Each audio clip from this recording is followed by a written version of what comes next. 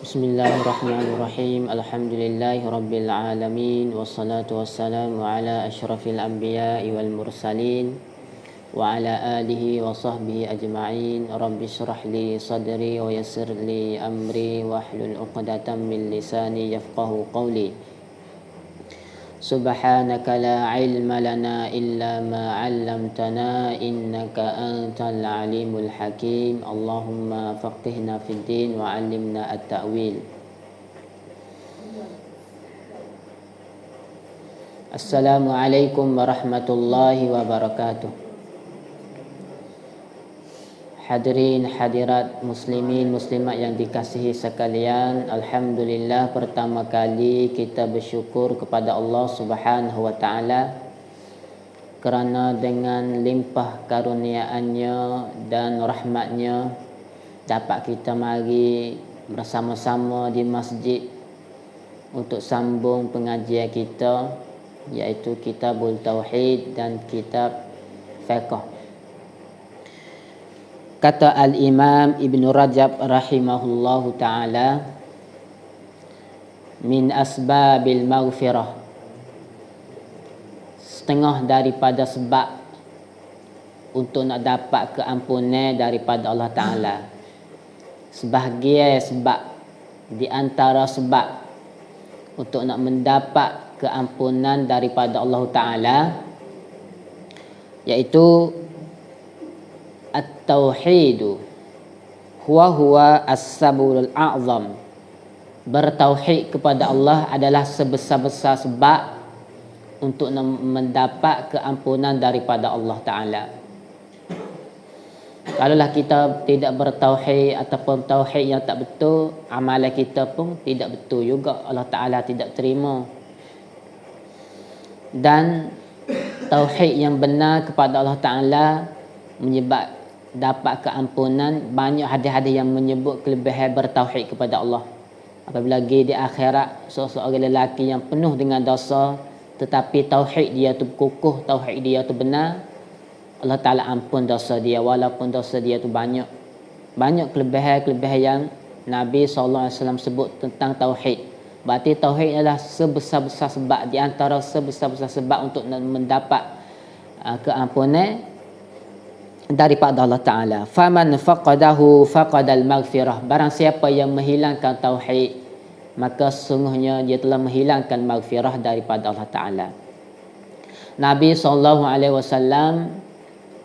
duduk Mekah 13 tahun, tak kecek hal lain.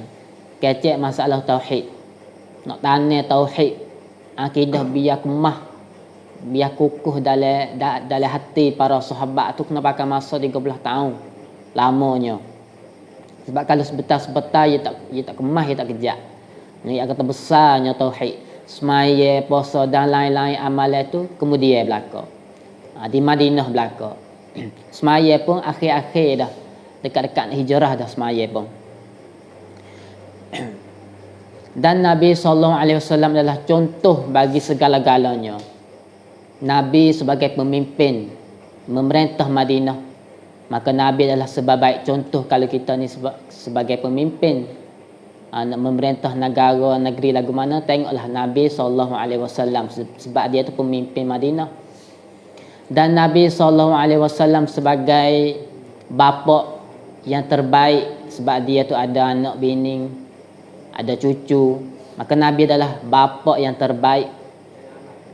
Dan Nabi SAW di segi apa? Di segi jihad, Nabi sebagai panglima ketua untuk membawa sahabat berjihad untuk melawan musuh, untuk mempertahankan agama Islam, maka Nabi adalah sebagai contoh untuk kita nak berjihad lagu mana.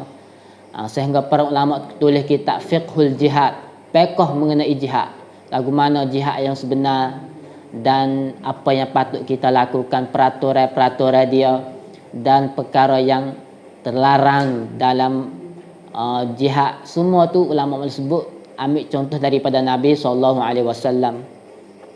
Nabi adalah sebagai contoh yang baik dalam melakukan ibadat, dan Nabi adalah sebagai contoh yang baik dalam akhlak. Nabi segala-galanya. Kalau nak banding dengan Nabi dulu, contoh juga tapi tidak sempurna di setiap segi. Nabi Isa Dia tak kahwin, tak menikah, bagaimana kita nak ikut dia? Tidak jihad, tidak perang. Jadi kita nak ikut contoh dia dengan secara seluruh setiap bidang tu tak ada. Tapi Nabi SAW semua setiap bidang.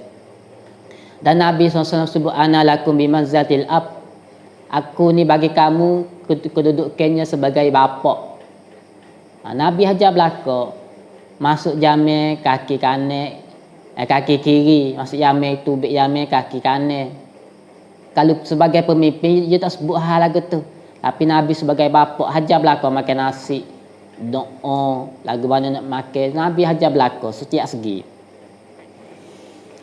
Maka menjadi kewajipan bagi kita iaitu beriman dengan Rasul sallallahu alaihi wasallam. Itu menjadi kewajipan bagi kita beriman Muhammad sebagai utusan daripada Allah Taala. Dan wajib juga kita membenarkan apa sahaja Nabi cerita.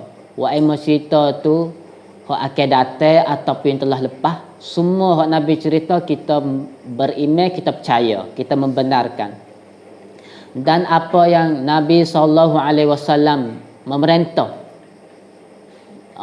perintah apa sahaja kita wajib mengikuti. Apa yang Nabi SAW perintah, maka wajib kita itu mengikuti. Dan apa yang Rasul SAW larang, maka menjadi kewajipan bagi kita itu tinggal benda tu.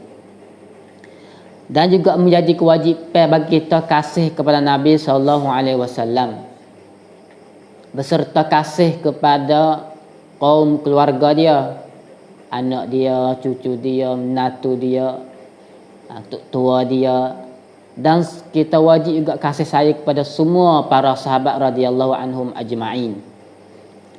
Itulah kewajipan kita terhadap Rasul. Munasabahlah kita duduk dengan bulan Maulid, maka kita sebutlah sikit tentang Rasulullah sallallahu alaihi wasallam.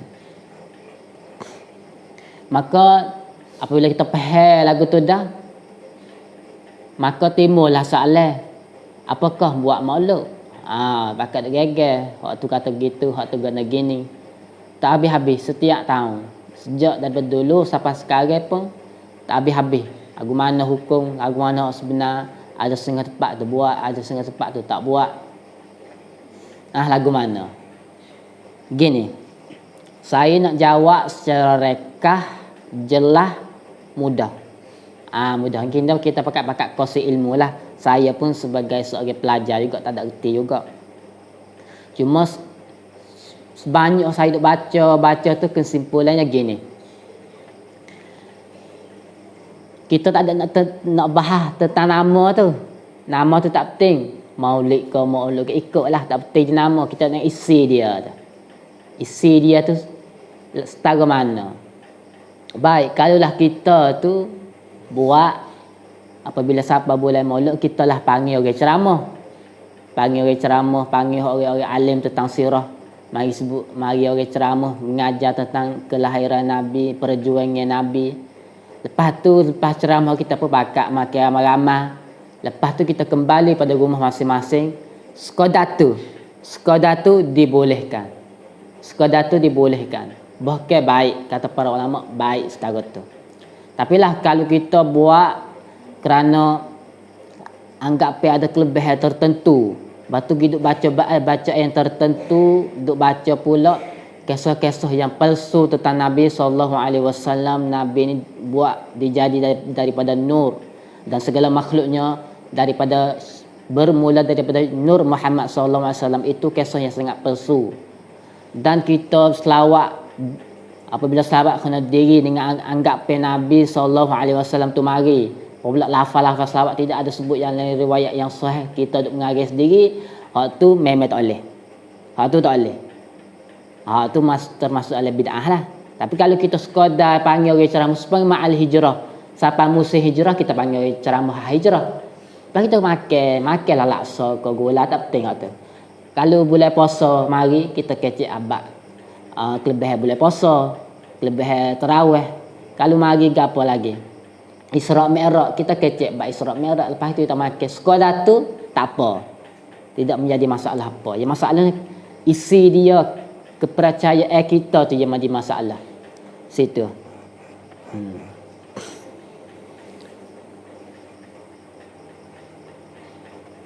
Baik, masuk kita dalam kitab Tauhid.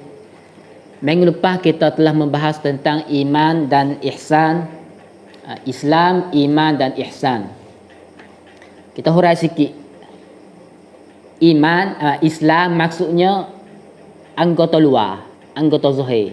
Islam, semaya, puasa, zakat, maksudnya hak luar. Kalau iman, hak dalam. Hak dalam. Iman kepercayaan kita, beriman kepada Allah, kepada Rasul dan seterusnya. Ihsan tu yang termasuk giku ikhlas kepada Allah. Buat ni dengan seolah-olah tak nampak Allah Ta'ala nak giku ikhlas. Itu ihsan, paling tinggi tu. Kalaulah kita sebut Islam dan iman, sebut sekali selalu. Sebut kali lalu. Makna dia jelas suku. Islam zahir, iman hadut dalam. Tapi kalau disebut saya iman, maka masuk Islam pun masuk juga. Contoh kita ginilah, kita buat contoh. Kita mesti menjadi orang yang beriman sempurna. Baik. Apabila beriman sempurna, apakah saja-saja kita beriman semaya pun tak jadi orang beriman sempurna? Tak. Berarti kalau hendaklah kami jadi beriman yang sempurna, masuk dalam itu Islam juga. Ya kena sembahyang, kena puasa juga. Itu maksud. Tapi kalau disebut Islam iman tu masuk juga. Hendaklah kita menjadi orang Islam yang baik. Apakah sembahyang saja, puasa saja, kepercayaan tak ada. Berarti apabila disebut Islam, iman tu masuk juga. Sebab itulah disebut apabila keduanya berhimpun tercerai makna dia. Apabila kedua-duanya tercerai, maka makna dia terhimpun di satu. Itu maksud.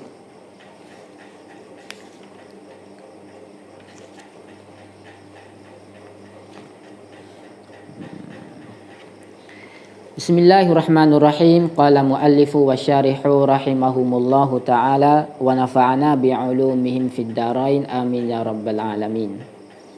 Wa minhu ad-du'a'u, dan sebahagiannya daripada ibadat yang Allah Ta'ala perintah.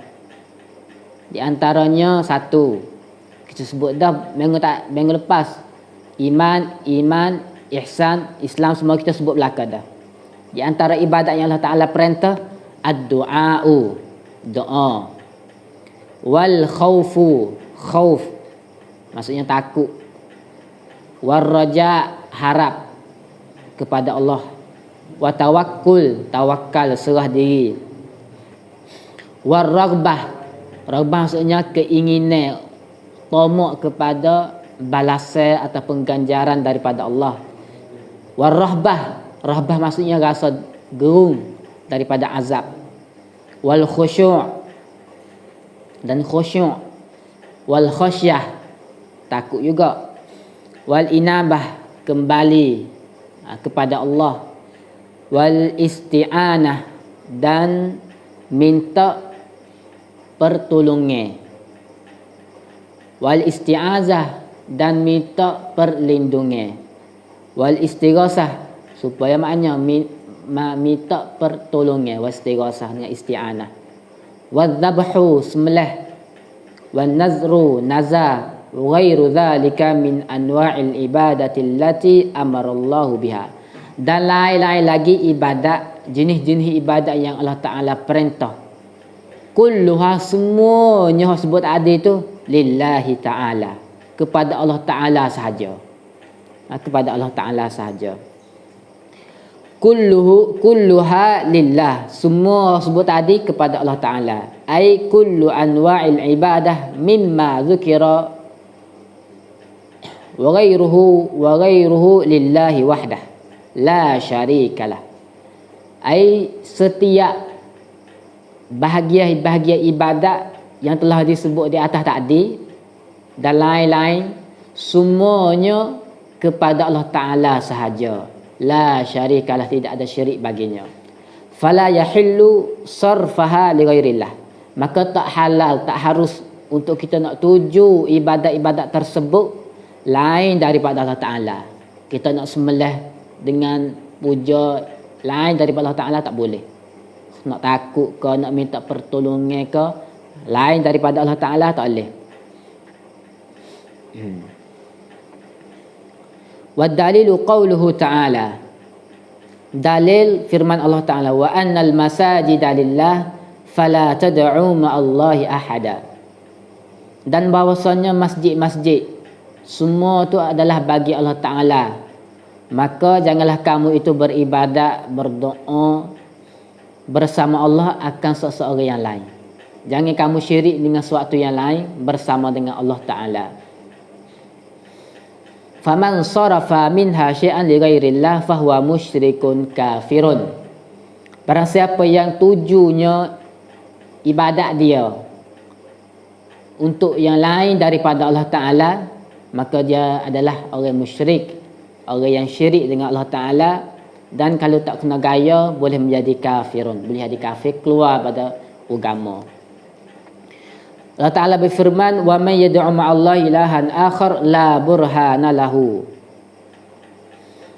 Dan barang siapa yang beribadat, berdoa bersama Allah akan Tuhan yang lain, la burhana lahu bihi, padahal tidak ada dalil pun baginya tentang benda itu. Mereka tidak ada dalil, burhan sedikit pun. Fa inna ma hisabuhu 'inda rabbih, maka sungguhnya hisab perhitungannya di sisi Allah Ta'ala. Innahu la yuflihul kafirun, sesungguhnya tidak berjayalah orang-orang yang kafir. Wa fil hadis, dan di dalam hadis yang dikeluarkan oleh Al-Imam Tirmizi, Nabi sebut ad-du'a mukhul ibadah. Doa iaitu otak bagi ibadat ataupun intisari bagi ibadat. Doa tu. Mana dalil-dalil firman Allah Ta'ala, wa qala rabbukum ud'uni astajib lakum. Dan telah berkatalah Tuhan kamu, berdoalah kepadaku, nescaya aku terima doa kamu.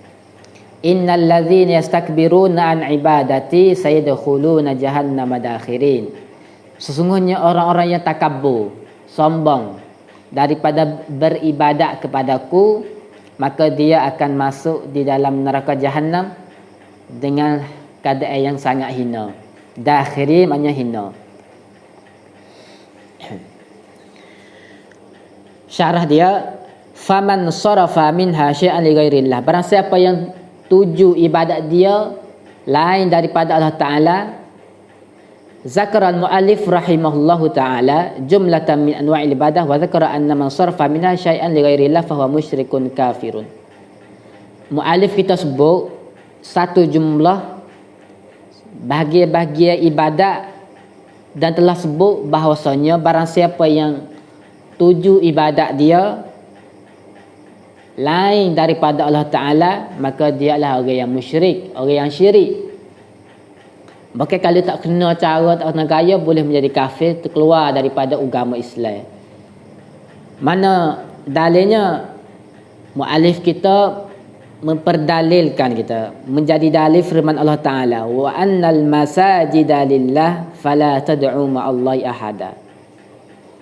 Dan bahawasanya masjid tempat ibadat, tempat berdoa, tempat sujud, maka janganlah kamu beribadat bersama Allah Ta'ala dengan orang yang lain, dengan sesuatu yang lain. Tak boleh. Bersama Allah Ta'ala kita nak tuju ibadat kita kepada Allah Ta'ala dan kepada yang lain juga, tu tak boleh hukum syirik. Ibadat kita, semaya kita, zikir kita tu biar betul kepada Allah Ta'ala sahaja. Tak boleh kita nak tuju pada yang lain. Sebab itulah orang riak tu termasuk dalam syirik juga. Syirik kecil, syirkul asghar. Orang riak. Sebab apa? Dia semaya nak tunjuk ke orang. Sedangkan ibadat tu kena kepada Allah Ta'ala. Berarti riak tu termasuk dalam syirik asghar. Itu bahaya. Allah Ta'ala tak terima amalan dia. Tapi kalau dia tuju kepada yang lain, semua yang lain, tidak ada kepada Allah Ta'ala, itu berat benar lah tu. Boleh keluar pada agama.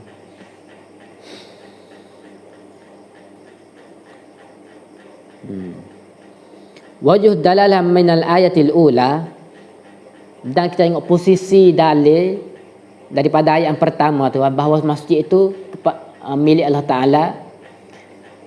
Anna Allah Taala akhbara anna al-masajid wa hiya fi mawadi'is sujud atau a'dha'is sujud lillah. Allah Taala memberitahu bahawa masjid-masjid iaitu tempat sujud ataupun anggota-anggota yang sujud masjid itu. Maka apabila tempat sujud, anggota kita pun sujud, maka janganlah kamu beribadat bersama Allah dengan yang lain.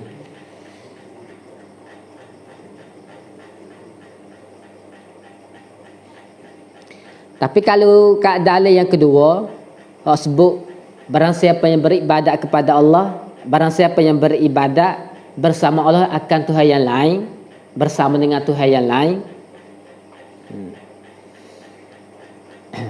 maka dia tu Allah Ta'ala memberitahu bayana anna man yad'u ma'allahi ilahan akhar fa innahu kafir.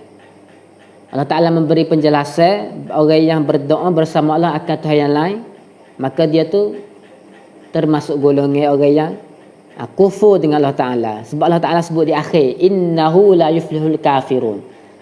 Allah Ta'ala sebut barang siapa yang beribadat kepada Allah, beribadat bersama Allah dengan sesuatu yang lain.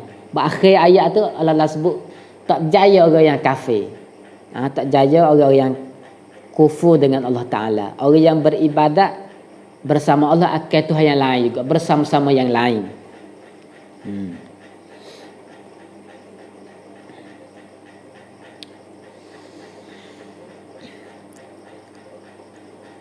Wa fil hadis hadha syuru' min al-mu'allif rahimahullah fil adillati anwa'il ibadah allati zakara fi qawlihi. Dan pada hadis yang muallif kita buat masuk pada mulai tadi tu, doa adalah otak ataupun intisari kepada ibadat.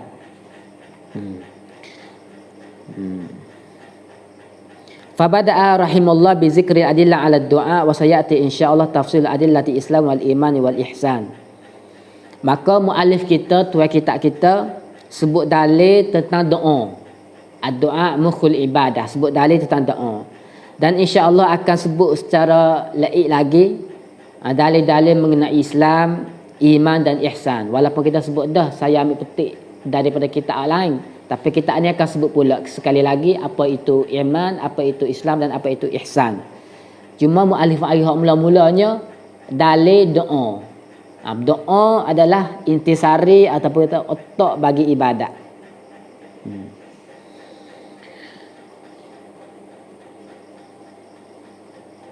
Wa qala rabbukum ud'uni astajib lakum.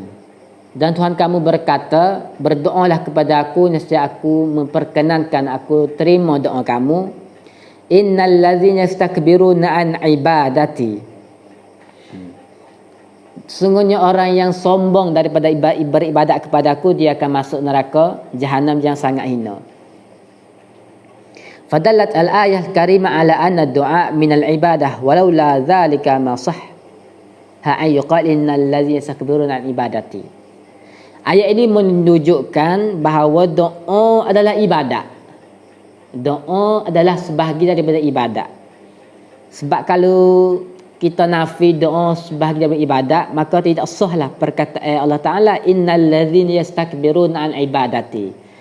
Ayat belum tu Allah Ta'ala sebut orang hak berdoalah kepada aku akan terima. Dan sesungguhnya orang yang sombong daripada ibadat, berarti doa tu masuk dalam ibadat. Orang yang sombong daripada ibadat.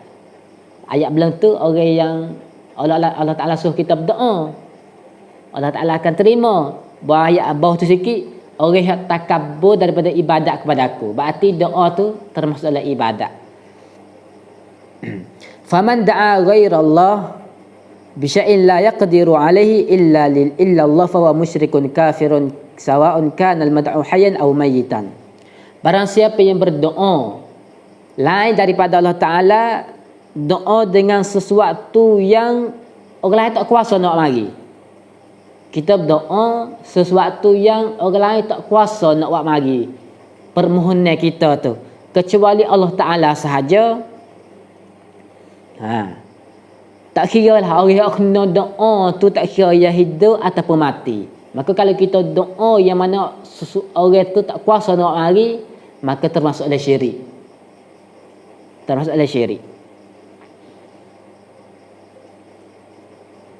Lagu mana contoh kita pergi tempat kubur, minta orang dalam kubur, wahai tuk kenali, contoh wahai kubur para wali, aku ni miskin, tolong murahkan rezeki pada aku. Hak tu syirik. Sebab dia tak kuasa nak bagi benda tu. Bahkan dia memerlukan doa kita, kita lagi minta dia. Buat jahil kita lagi minta dia. Sebenarnya kita tu sangat perlu doa kita supaya kita doa pada Allah Ta'ala ampun dosa dia. Kita belum lagi minta benda-benda hal lagu tu. Mana dia diri tak kuasa, tak boleh.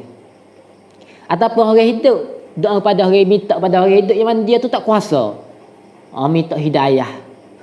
Sedangkan hidayah tu milik Allah Ta'ala, tu tak boleh juga. Wa man da'a hayyan bima yaqdiru alaihi mislu an yaqul ya fulan at'imni ya fulan isqini fala syai'a fi. Dan barang siapa yang berdoa minta kepada orang yang hidup dengan sesuatu dia tu kuasa buat mari. Sesuatu yang dia tu kuasa buat mari. Contoh, wahai si fulan, berilah makanan kepada aku. Ataupun wahai si fulan, berilah minuman kepada aku. Kalau tu tak apa. Fala syai'a fi, tu tak apa. Kita minta kepada orang yang hidup dan dia tu kuasa nak mari. Kita minta tolong akak, barang, ataupun tolong lain-lain dia tu kuasa, tu tak apa. Tu boleh. Wa man da'a mayitan aw ghaiba bimithli hadha fa innahu musyrikun li'anna al-mayyit aw al-ghaib la yumkin an yaquma bimithli hadha. Fadu'a'uhu iya yadullu ala annahu ya'taqidu anna lahu tasarrufan fil kaun fa yakunu bidzalika musyrikan.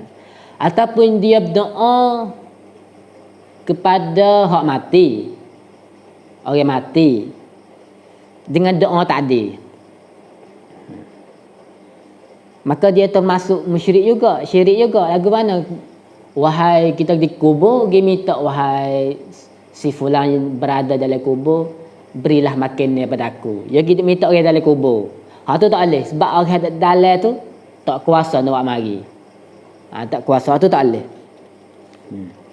Sebab dia tu tak kuasa nak buat mari. Maka sebab kalau kita pergi doa minta kepada orang dalam kubur tu, minta terus. Kalau kita minta orang dalam kubur, lepas tu orang dalam kubur minta Tuhan kali lagi. Tu panggil tawassul.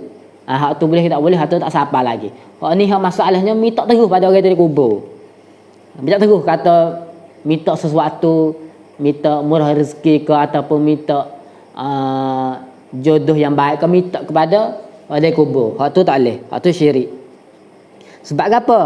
Sebab kalau kita doa pada dia menunjukkan kita tu iktikad bahawa dia tu ada kuasa untuk nak tasarruf, untuk nak mengurus alam dunia ni. Seolah-olah kita tu iktikad bahawasanya orang dalam kubur ni ada kuasa lain yang boleh mengurus alam ataupun boleh mengurus pemetaan kita. Hak tu tak boleh. Hak tu termasuklah syirik.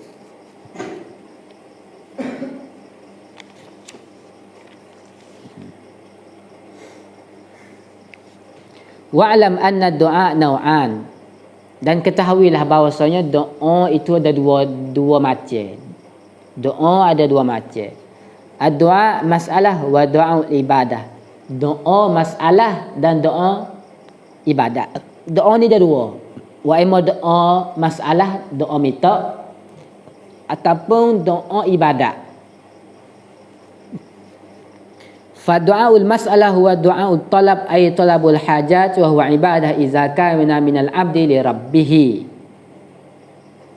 Iaitu doa minta. Minta sesuatu yang kita berhajat adalah ibadat. Jikalaulah seorang hamba minta kepada Tuhannya, kita minta kepada Allah Ta'ala hajat kita, maka itu termasuk ibadat.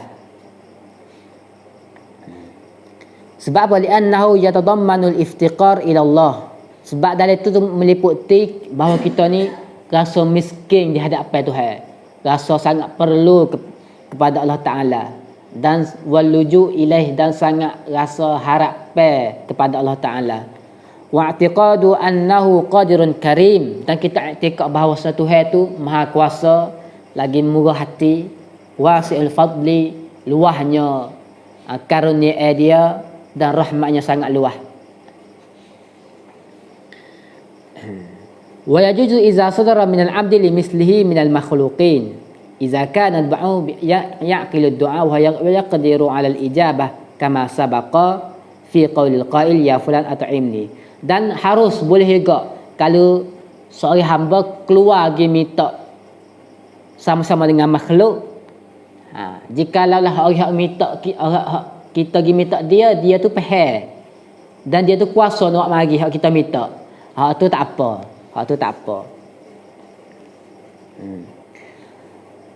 Yang kedua, doa ibadah. Apa maksud doa ibadah? Fa an yata'abbada bihi lil mad'u talaban li thawabi wa khaufan min iqabi wa hadha la yasih li ghairillah. Iaitu seseorang beribadat kepada kepada yang didoa. Ia beribadat zikir ke baca Quran ke kepada yang diibadat, yakni Allah Taala, dengan harapan nak pahala. Nak ganjaran daripada Allah dan takut kepada azab Allah Taala. Ini tidak sah lain daripada Allah Taala.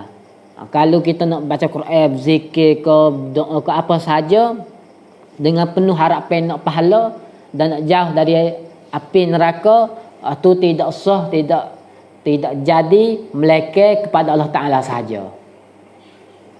Maka wasarafahu li ghairillah syirkun akbar wa mukhrijun 'anil millah wa 'alaihi yaqa'ul wa'id.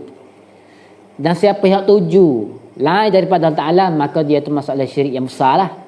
Syirik yang besar sebab dia zikir kepada yang lain daripada Allah Taala, duk baca Quran lain daripada Allah Taala, dan dia termasuk ancaman yang sangat besar. Allah Taala sebut sesungguhnya orang yang bertakabur daripada ibadat kepada aku, dia akan masuk neraka jahanam yang sangat hina. Itulah habis mengenai doa. Mungkin depan kita akan masuk tentang khauf, takut kepada Allah Taala.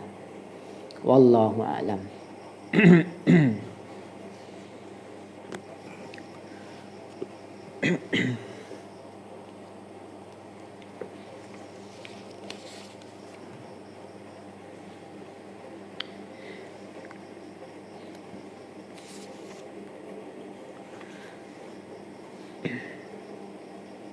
Bismillahirrahmanirrahim. Qala muallifu rahimahullahu ta'ala. An Ibnu Abbas radhiyallahu anhuma qala Rasulullah sallallahu alaihi wasallam idza dubigal ihabu faqad tahura, akhrajahu Muslim wa 'idal arba'ah, ayyuhuma ihabun dubiga. Daripada Ibnu Abbas radhiyallahu anhuma katanya, Rasulullah sallallahu alaihi wasallam bersabda, idza dubigal ihabu, apabila disamuk kulit, faqad tahura, maka sesungguhnya kulit itu suci, menjadi suci. Hadis ini keluarkan oleh Imam Muslim. Dan di sisi arba'ah, Sunan 4, ayyuma ihabu dubiga, kulit apapun yang disamuk. Itu hadis pertama. Hadis kedua, an Salamah ibn Muhabbiq radhiyallahu anhu qala Rasulullah sallallahu alaihi wasallam dibagul juludil maitah tuhuruha, sahahu Ibnu Hibban. Daripada Salamah ibn Muhabbiq radhiyallahu anhu katanya, Rasulullah sallallahu alaihi wasallam bersabda, dibagul juludil maitah, penyamuk ke kulit bangkai, tuhuruha, hukumnya sucinya kulit bangkai itu. Hadis ini yang disahihkan oleh Ibnu Hibban. Hadis ketiga, an Maimunah radhiyallahu anha qalat marra an-nabi sallallahu alaihi wasallam bi syatin yajurrunaha Faqala law akhadtum ihabaha faqalu innaha maitatun faqala yutahhiruha al-qaraz. Akhrajahu Abu Daud wan Nasa'i. Daripada Maimunah radhiyallahu anha qalat, katanya Nabi SAW melewati jalan lalu jumpa satu ekor kambing yang mana para sahabat dah heret. Nabi tu satu hari Nabi dah lalu jumpa satu kambing yang para sahabat tu dah heret. Maka Nabi pun sebutlah, la akhastum ihabaha, kalau kamu ambil kulit dia tu molek untuk guna. Nabi sebut, kalau kamu ambil kulit dia tu molek. Faqalu, maka sahabat pun kata, innaha maitatun, sungguhnya bangkai ya Rasulullah. Bangkai, mati dah tu. Mati dah bangkai dia. Faqala yutahhiruha al-qaraz. Riwayat lain al-ma' wal qaraz. Boleh dibersihkan kulit bangkai itu dengan air dan qaraz. Qaraz satu pohon yang ma'ruf di negeri Arab yang untuk alat buat samak kulit. Butir dia tu dia mau buat samak kulit. Baik. Minggu lepas kita telah bahas tentang bekas mah dan bekas perak. Tu tak boleh untuk kita nak makan dan minum. Tu tak boleh kita nak makan dan minum. Sebab terlalu borah, terlalu mewah. Dan boleh menggoreskan perasaan hati orang yang miskin. Hari ini mengenai samak kulit. Samak kulit. Ulama beza pendapat. Ulama banyak beza pendapat tentang samak kulit.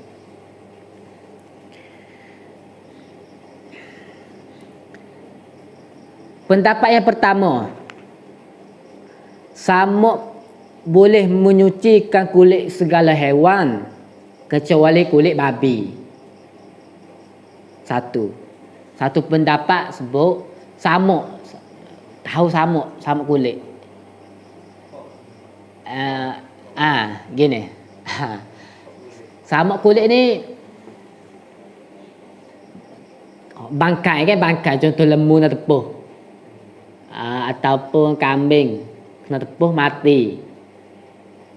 Pas kulit dia tu tak boleh makan tu jelas tak boleh makan, bangkai najis tak boleh makan. Kulit dia tu boleh kita ambil faedah. Kita pun lah kulit dia. Kita nak guna kulit dia tu tak boleh lagi, kita kena samak dulu. Lagu mana cara samak? Kita kikis dulu, lemak-lemak dia, darah-darah dia dekat di kulit. Kita dulu, kikis. Lepas tu kita ambil bahan hak wak samak tu.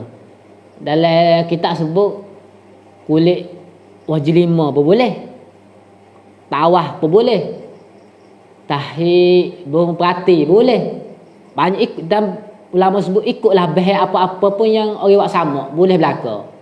Pak kita biasa yang samak ke apa ataupun dengan kimia, alat-alat kimia boleh. Yang penting hilang bahan kulit dia tu, bahan hapak dia hilang. Itu mau samak fok dengan fok. Ini adalah pendapat mazhab Syafi'iyah dan Hanafiyah. Bahawasanya kulit hak samak tu suci belaka. Boleh kita guna kecuali kulit babi. Samak pun dia tak jadi suci kulit babi dah.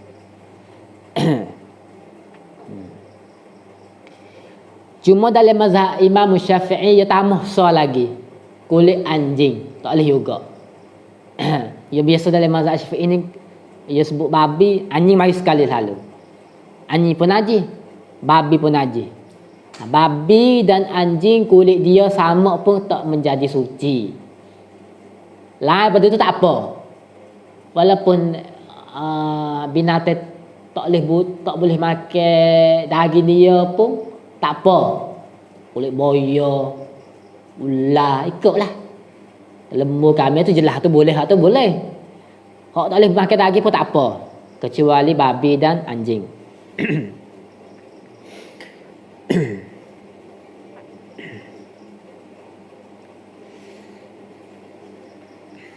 Pendapat yang kedua, samuk kulit ni tidak dapat mensuci pun walaupun apa-apa kulit. Pendapat kedua, samuk ni tak boleh menyucikan apa-apa kulit pun. Ini salah satu daripada mazhab Malikiyah, satu pendapat dalam mazhab Malikiyah, dan satu pendapat dalam mazhab Hambali bahawa tak suci. Mana dalil yang kata tak suci ikut kulit apa-apa pun? Sebab berdalil kepada ayat Quran yang mana bangkai itu najis. Bila bangkai itu najis, dia pakai secara umum. Tak boleh makan pun tak boleh, guna pun tak boleh, samuk pun tak boleh.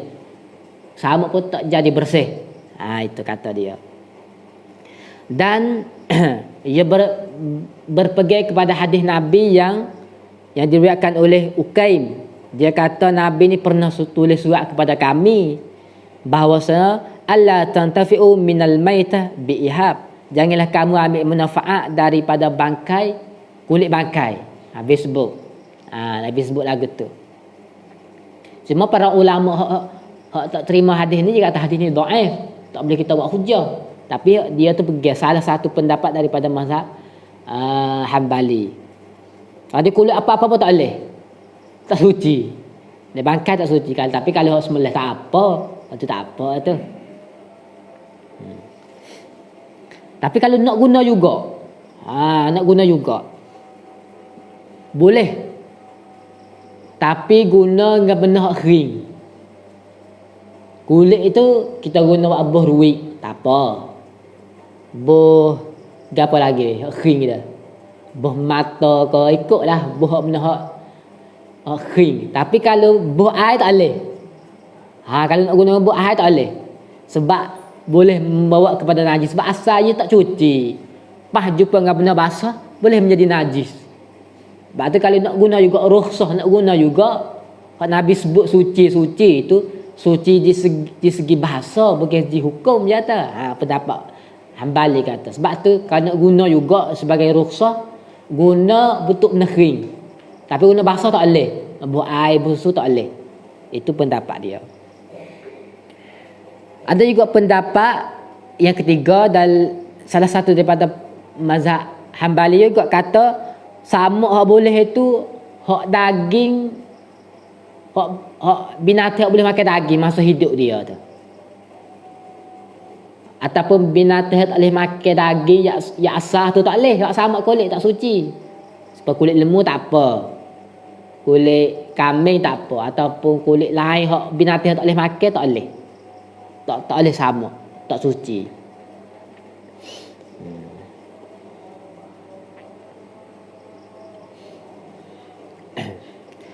Pendapat yang keempat, samuk kulit ni boleh menyuci segala kulit, sehingga kulit babi dan kulit anjing pun suci juga. Pendapat yang keempat. Ini pendapat siapa? Pendapat mazhab Zahiriyah. Dia pakai secara umum. Nabi sebut kulit apa ayyuma ihabun tu juga. Apa-apa kulit pun yang disamuk. Ya faham situ. Maka dia memberi pendapat bahawa kulit, ikutlah kulit apa-apa, sehingga kulit babi pun yang disamuk suci. Mana dalilnya? Dalil daripada Ibn Abbas juga yang ambil dalil. Nabi kata, apakah baiknya kalau kamu ambil kulit dan kamu samuk kulit dan kamu bermanfaat dengan kulit tu? Maka sahabat pun jawab, dia tu bangkai Rasulullah. Maka Nabi pun sebut, innama haruma akluha, yang diharamnya makan aja. Nabi sebut. Maka mazhab al-Zahiri menyebutkan kulit apa-apa pun, sehingga kulit babi pun boleh. Tapi cuma jumhur para ulama tak boleh lah. Tak boleh. Jumhur para ulama kulit babi tak boleh. Termasuklah, dan kulit anjing juga tak boleh sama. Ataupun kulit lain dalam mazhab Syafi'i boleh. Kulit apa-apa pun boleh.